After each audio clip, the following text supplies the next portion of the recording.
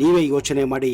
ಜನ ಜಂಗುಳಿ ಇರುವಂತಹ ಒಂದು ರೋಡಿನಲ್ಲಿ ಹೋಗ್ತಾ ಇರ್ತೀರಾ, ಅಂತದ್ರಲ್ಲಿ ರೋಡಿನ ಒಂದು ಮೂಲೆಯಲ್ಲಿ 500 ರೂಪಾಯಿ ನೋಟು ಬಿದ್ದಿದ್ದು ಕಾಣ್ತೀರಾ. ವಿಚಿತ್ರ ಏನಂದ್ರೆ ಅದು ಈವರೆಗೆ ಅಲ್ಲಿ ಓಡಾಡುತ್ತಿರುವವರು ಯಾರು ಕೂಡ ನೋಡಿರಲಿಲ್ಲ. ಅಂತ ಸಂದರ್ಭದಲ್ಲಿ ನೀವು ಏನ್ ಮಾಡ್ತೀರಾ? ತಕ್ಷಣಕ್ಕೆ ಏನೋ ಒಂದು ಕಾರಣದಿಂದ ಆ ನೋಟಿನ ಬಳಿ ಹೋಗಿ ಕುಳಿತು ಮೆಲ್ಲಗೆ ಅದನ್ನ ಯಾರೋ ನೋಡದ ಹಾಗೆ ನಿಮ್ಮ ಜೇಬಿನಲ್ಲಿ ಹಾಕಿಕೊಳ್ಳುತ್ತೀರಾ. ಯಾರದ್ದು 500 ರೂಪಾಯಿ ಸಿಕ್ಕ ಖುಷಿ ಮುಗಿಲು ಮುಟ್ಟಿರುತ್ತೆ. 500 ರೂಪಾಯಿಯಿಂದ ನಾನು ಏನೆಲ್ಲಾ ಖರೀದಿ ಮಾಡಬಹುದು, ಏನೆಲ್ಲಾ ಮಾಡಬಹುದು ಅಂತ ಆಗಲೇ ಯೋಚನೆಗಳು ಪ್ರಾರಂಭವಾಗಿರುತ್ತವೆ. ಆದ್ರೆ ಸ್ನೇಹಿತರೆ, ನಿಮ್ಮ ಹೊಲದಲ್ಲಿ ಕೆಲಸ ಮಾಡುವಾಗ ಅಚಾನಕ್ ಆಗಿ ಚಿನ್ನ ಭರಿತದ ಒಂದು ಮಡಿಕೆ ಸಿಕ್ಕರೆ ನಿಮ್ಮ ಪರಿಸ್ಥಿತಿ ಏನಾಗಬಹುದು ಅನ್ನೋದನ್ನ ಯಾವತ್ತಾದ್ರೂ ಯೋಚನೆ ಮಾಡಿದ್ದೀರಾ? ನಿಜಕ್ಕೂ ಅಷ್ಟೊಂದು ಚಿನ್ನ ಸಿಕ್ಕಾಗ ನಿಮ್ಮ ತಲೆಯಲ್ಲಿ ಎಷ್ಟೊಂದು ಯೋಚನೆಗಳು ಓಡಾಡುತ್ತವೆ ಅನ್ನೋದು ವಿಚಾರ ಮಾಡಿದ್ದೀರಾ? ಹೌದು, ಅಂತಹದೊಂದು ಘಟನೆ ಇತ್ತೀಚೆಗೆ ತೆಲಂಗಾಣ ರಾಜ್ಯದ ಒಂದು ಚಿಕ್ಕ ಹಳ್ಳಿಯಲ್ಲಿ ಒಂದು ಹೊಲದಲ್ಲಿ ಕೆಲಸ ಮಾಡುವಾಗ ಒಬ್ಬ ರೈತನಿಗೆ ಚಿನ್ನದ ಆಭರಣಗಳನ್ನು ಒಳಗೊಂಡ ಒಂದು ಮಡಿಕೆ ಸಿಕ್ಕಿತ್ತು. ಚಿನ್ನ ಏನೋ ಸಿಕ್ಕಿತ್ತು ನಿಜ, ಆದ್ರೆ ಅದರಿಂದ ಆಪತ್ತು ಏನೆಲ್ಲ ಬಂದಿತ್ತು ಅನ್ನೋ ವಿಚಾರ ನಿಮಗೆ ಗೊತ್ತಾದ್ರೆ ನೀವು ನಿಜಕ್ಕೂ ಅಚ್ಚರಿ ಪಡೋದು ಗ್ಯಾರಂಟಿನೇ. ಈ ಸತ್ಯ ಘಟನೆ ನಡೆದಿದ್ದು ತೆಲಂಗಾಣ ರಾಜ್ಯದ ಭುವನಗಿರಿ ಜಿಲ್ಲೆಯ ರಾಮನಪೇಟೆಯಲ್ಲಿ. ಅದು 2021 ಡಿಸೆಂಬರ್ ಕೊನೆಯ ವಾರ. ಲಿಂಗಯ್ಯ ಮತ್ತು ಮಲ್ಲಯ್ಯ ಅಣ್ಣ ತಮ್ಮಂದಿರು ತಮ್ಮ ಪಾಲಿಗೆ ಬಂದಂತಹ ಹೊಲಗಳಿಗೆ ಬೌಂಡರಿ ಹಾಕಲು ಕಲ್ಲುಗಳನ್ನ ಹಾಕಬೇಕೆಂದು ನಿರ್ಧಾರ ಮಾಡ್ತಾರೆ.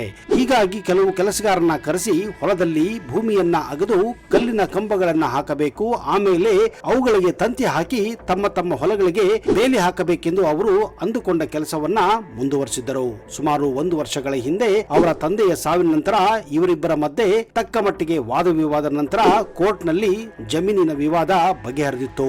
ಆದರೂ ಮಲ್ಲಯ್ಯ ಮತ್ತು ಲಿಂಗಯ್ಯನ ಕುಟುಂಬದ ಮಧ್ಯೆ ಕೊಂಚ ಮಟ್ಟಿಗೆ ಭಿನ್ನಾಭಿಪ್ರಾಯ ಇದ್ದೇ ಇತ್ತು. ಹೆಚ್ಚಾಗಿ ಈ ರೀತಿಯ ವಿವಾದಗಳು ಪ್ರತಿ ಕುಟುಂಬದಲ್ಲಿ ಮನೆಯ ಯಜಮಾನ ತೀರಿಕೊಂಡ ಮೇಲೆ ಅವರಿಗಿದ್ದ ಮಕ್ಕಳು ಈ ರೀತಿ ಜಮೀನಿಗಾಗಿ, ಆಸ್ತಿಗಾಗಿ, ಆಭರಣಗಳಿಗಾಗಿ, ದುಡ್ಡಿಗಾಗಿ ಜಗಳ ಬರೋದೇ ಸಹಜವೇ. ಈ ಸಮಯದಲ್ಲಿ ಮಲ್ಲಯ್ಯನಿಗೆ ಸುಮಾರು 4.5 ಎಕರೆ ಜಮೀನು ಬಂದಿದ್ದರೆ ಲಿಂಗಯ್ಯನಿಗೆ 4 ಎಕರೆ ಜಮೀನು ಮಾತ್ರ ಬಂದಿತ್ತು. ಮನೆಯ ವಿಚಾರದಲ್ಲೂ ಕೂಡ ಇಬ್ಬರು ಜಗಳವನ್ನ ಆಡಿಕೊಂಡು ಮನೆಯಲ್ಲಿ ಸ್ವಲ್ಪ ಭಾಗದ ಜಾಗವನ್ನ ಲಿಂಗಯ್ಯನಿಗೆ ಹೆಚ್ಚಿಗೆನೆ ಕೊಡಲಾಗಿತ್ತು. ಅದು ಡಿಸೆಂಬರ್ 2021 22ನೇ ತಾರೀಕು. ಒಪ್ಪಿದಂತೆ ಇಬ್ಬರು ಅಣ್ಣ ತಮ್ಮಂದಿರು ಒಬ್ಬ ಕಾಂಟ್ರಾಕ್ಟರ್ಗೆ ಈ ಕಲ್ಲುಗಳನ್ನ ಹಾಕಿ ಬೇಲಿ ಕಟ್ಟಬೇಕೆಂದು ಕೆಲಸವನ್ನ ಶುರು ಮಾಡಿಸಿದ್ದಾರೆ. ಹೊಲದಲ್ಲಿ ಅವತ್ತು ಸರಿಸುಮಾರು 12 ಜನ ಕೆಲಸಕ್ಕೆ ಬಂದಿದ್ದಾರೆ. ಕೆಲಸವನ್ನ ಪ್ರಾರಂಭ ಮಾಡಿಸಿ ಲಿಂಗಯ್ಯ ತನ್ನ ಮಗನ ಅನಾರೋಗ್ಯದ ಕಾರಣ ಆಸ್ಪತ್ರೆಗೆ ಹೋಗಿದ್ದಾನೆ. ಆದ್ರೆ ಮಲ್ಲಯ್ಯ ಮಾತ್ರ ಬೇಲಿ ಹಾಕುವ ಕೆಲಸವನ್ನ ನೋಡಿಕೊಳ್ಳುತ್ತಾ ಹೊಲದಲ್ಲೇ ಇದ್ದಾನೆ. ಕಲ್ಲಿನ ಕಂಬಗಳನ್ನು ನಡಲು ಸುಮಾರು 3 ಅಡಿಯಷ್ಟು ಗುಂಡಿಗಳನ್ನ ಹೊಲದಲ್ಲಿ ತೋಡಲಾಗುತ್ತಿತ್ತು. ಹೀಗೆ ಸರಿಸುಮಾರು ಆಗಲೇ 4 ಗುಂಡಿಗಳನ್ನ ತೋಡಲಾಗಿತ್ತು. 5ನೇ ಗುಂಡಿ ತೋಡುವಾಗ ಅದೇನಾಯ್ತೋ ಗೊತ್ತಿಲ್ಲ, ಕೇವಲ 2 ಅಡಿಯಷ್ಟು ಗುಂಡಿಯನ್ನು ತೋಡಿದಾಗ ಏನೋ ಒಂದು ಕಬ್ಬಿಣದ ಸೌಂಡ್ ಬಂದಿದೆ. ಕೆಲವರು ಅದೇನಾದ್ರೂ ಕಲ್ಲು ಇರಬಹುದು ಅಥವಾ ಕಬ್ಬಿಣದ ತುಂಡು ಏನಾದ್ರೂ ಇರಬಹುದು ಅಂತ ಅಂದುಕೊಂಡಿದ್ದಾರೆ. ಹೀಗಾಗಿ ಇನ್ನೊಬ್ಬ ಕೆಲಸಗಾರನ ಕರೆಸಿ 3 ಜನ ಆ ಗುಂಡಿಯನ್ನ ತೋಡಲು ಪ್ರಯತ್ನ ಪಟ್ಟಿದ್ದಾರೆ. ಆದ್ರೆ ಆ ಗುಂಡಿಯನ್ನು ತೋಡುತ್ತಾ ಹೋದಾಗ ಆ ಕೆಲಸಗಾರರಿಗೆ ಸಿಕ್ಕಿದ್ದೇ ಒಂದು ಕಬ್ಬಿಣದ ಬಾಕ್ಸ್. ಕಬ್ಬಿಣದ ಬಾಕ್ಸ್ ಅನ್ನ ನೋಡುತ್ತಿದ್ದ ಹಾಗೆ ಕೆಲಸಗಾರರ ಕಣ್ಣುಗಳಲ್ಲಿ ಮಿಂಚು ಹೊಳೆಯಲು ಪ್ರಾರಂಭ ಮಾಡಿದ್ದವು. ಎದೆ ಬಡಿತ ಜಾಸ್ತಿಯಾಗಿತ್ತು. ಒಂದು ಕಡೆ ಆತಂಕ, ಇನ್ನೊಂದು ಕಡೆ ಸಂತೋಷ. ಕೆಲಸಗಾರರಿಗೆ ಖಾತ್ರಿಯಾಗಿ ಹೋಗಿತ್ತು ಆ ಗುಂಡಿಯಲ್ಲಿ ಏನೋ ಒಂದು ಇದೆ ಅಂತ. ಆ ಸಮಯದಲ್ಲಿ ಚಹಾ ಕುಡಿದುಕೊಂಡು ಆರಾಮವಾಗಿ ಅಲ್ಲೇ ನಿಂತಿದ್ದ ಮಲ್ಲಯ್ಯ ಇವರ ಮುಖದ ಆವ ಭಾವನ ನೋಡಿ ಏನಾಯ್ತು ಅಂತ ಕೇಳಿದ್ದಾನೆ.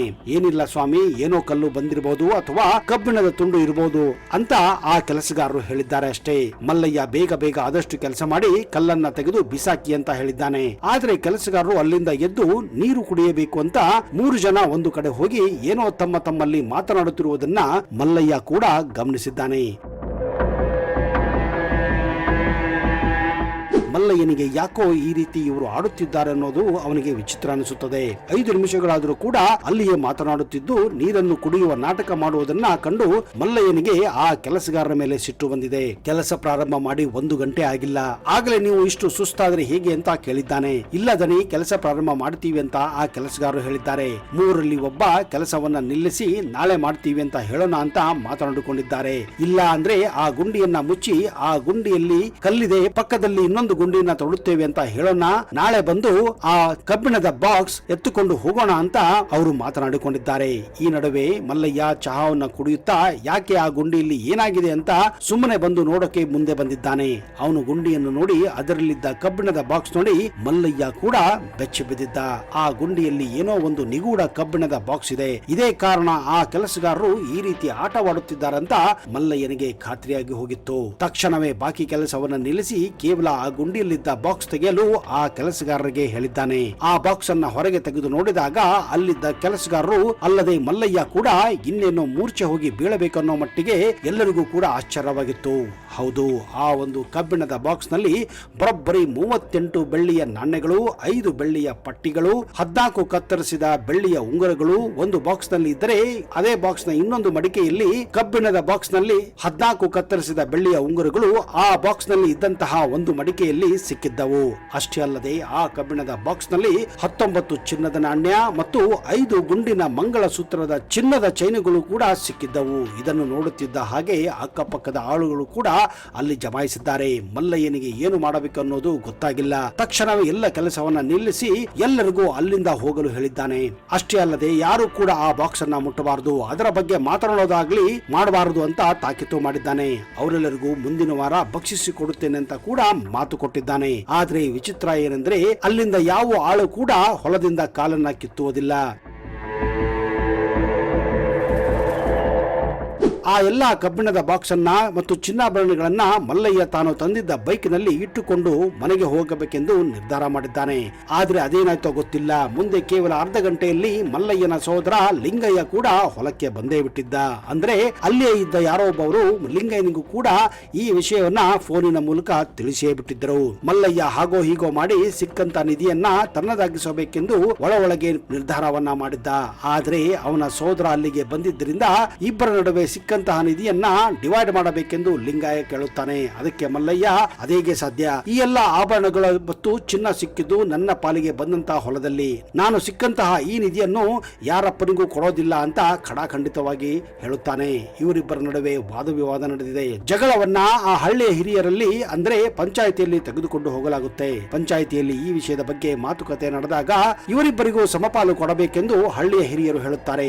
ಆದ್ರೆ ಮಲ್ಲಯ್ಯ ಮಾತ್ರ ಸಮಪಾಲು ಕೊಡಲು ಮಾತ್ರ ಸಾಧ್ಯವಿಲ್ಲ, ತಮ್ಮನಿಗೆ ಕೇವಲ 20% ಸಿಕ್ಕಂತಹ ನಿಧಿಯಲ್ಲಿ ಕೊಡುತ್ತೇನೆ ಅಂತ ಹೇಳುತ್ತಾನೆ. ಆದ್ರೆ ಲಿಂಗಯ್ಯ ಮಾತ್ರ ಅದಕ್ಕೆ ಒಪ್ಪಿಕೊಳ್ಳೋದಿಲ್ಲ. ತನಗೂ ಅರ್ಧ ಪಾಲು ಬೇಕೇ ಬೇಕು ಅಂತ ಹಠ ಹಿಡಿಯುತ್ತಾನೆ. ಈ ವಿಷಯ ಸುಮಾರು 1 ತಿಂಗಳ ಕಾಲ ವಾದ ವಿವಾದ ಪಂಚಾಯಿತಿಯಲ್ಲಿ ನಡೆಯುತ್ತದೆ. ಕೊನೆಗೆ ಇಬ್ಬರಿಗೂ ಬೇಡ ಅಂತ ಹೇಳಿ ಸಿಕ್ಕಂತಹ ಆಭರಣವನ್ನ ಕೋರ್ಟೇ ನಿರ್ಧಾರ ಮಾಡಲಿ ಅಂತ ಆ ನಿಧಿಯನ್ನ ಪಂಚಾಯಿತಿ ವತಿಯಿಂದಲೇ ಪೊಲೀಸರಿಗೆ ಹಸ್ತಾಂತರಿಸಲಾಗುತ್ತದೆ. ವಿಚಿತ್ರ ಏನಂದ್ರೆ ಇಷ್ಟು ವರ್ಷಗಳಾದರೂ ಕೂಡ ಆ ಕೇಸು ಮಾತ್ರ ಈಗಲೂ ಕೂಡ ಕೋರ್ಟ್ ನಲ್ಲೇ ನಡೀತಾ ಇದೆ. ನೋಡಿದಿರಾ, ಯಾರೋ ಬಚ್ಚಿಟ್ಟಂತಹ ದುಡ್ಡು ಯಾರಿಗೂ ಕೂಡ ಸಿಗದೆ ಕೋರ್ಟ್ ನಲ್ಲಿ ಇದು ಈಗಲೂ ನ್ಯಾಯಕ್ಕಾಗಿ ಇಬ್ಬರು ಅಣ್ಣ ತಮ್ಮಂದಿರು ಪರದಾಡುತ್ತಿರುವುದು ನಿಜಕ್ಕೂ ವಿಪರ್ಯಾಸವೇ ಸರಿ. ಹೌದು ಸ್ನೇಹಿತರೆ, ಮಾತಿನಲ್ಲಿ ಅಥವಾ ಹಿರಿಯರ ಜೊತೆ ಮಾತನಾಡಿ ಅಲ್ಲಿಯ ವಿಷಯವನ್ನ ಮುಗಿಸಿದ್ರೆ ಎಲ್ಲರೂ ಅದನ್ನ ಅನುಭವಿಸಬಹುದಾಗಿತ್ತು. ಇಲ್ಲವಾದ್ರೆ ಇಂತಹ ಕೇಸುಗಳು ತಲಾಂತರಗಳಿಂದ ಕೋರ್ಟ್ ನಲ್ಲಿ ನಡೆಯುತ್ತಾನೆ ಇರುತ್ತವೆ. ಎಲ್ಲಿಯೂ ಇದಕ್ಕೆ ಒಂದು ತಾರ್ಕಿಕ ನ್ಯಾಯ ಸಿಗೋದು ತುಂಬಾನೇ ಕಡಿಮೆ. ಏನೋ ಒಂದು ಹೆಚ್ಚು ಕಡಿಮೆ ಮಾಡಿಕೊಂಡು ಅಣ್ಣ ತಮ್ಮಂದಿರು ಅಥವಾ ಬಂಧು ಬಾಂಧವರು ಸಿಕ್ಕಂತಹ ನಿಧಿಯನ್ನ ಹಂಚಿಕೊಂಡರೆ ಕೋರ್ಟ್ ಕಚೇರಿಗೆ ಹೋಗೋದು ಕೂಡ ತಪ್ಪಿಸಬಹುದು. ಅದಕ್ಕೆ ಒಂದು ಕನ್ನಡದಲ್ಲಿ ಅದ್ಭುತವಾದಂತಹ ಮಾತಿದೆ, ಕೊಟ್ಟಿದ್ದು ತನಗೆ ಬಚ್ಚಿಟ್ಟಿದ್ದು ಪರರಿಗೆ ಅಂತ. ಸ್ನೇಹಿತರೆ, ಈ ಘಟನೆ ಬಗ್ಗೆ ನೀವೇನಂತೀರಾ ಅನ್ನೋದನ್ನ ದಯವಿಟ್ಟು ಕಮೆಂಟ್ ಬಾಕ್ಸ್ ಅಲ್ಲಿ ಹಾಕಿ.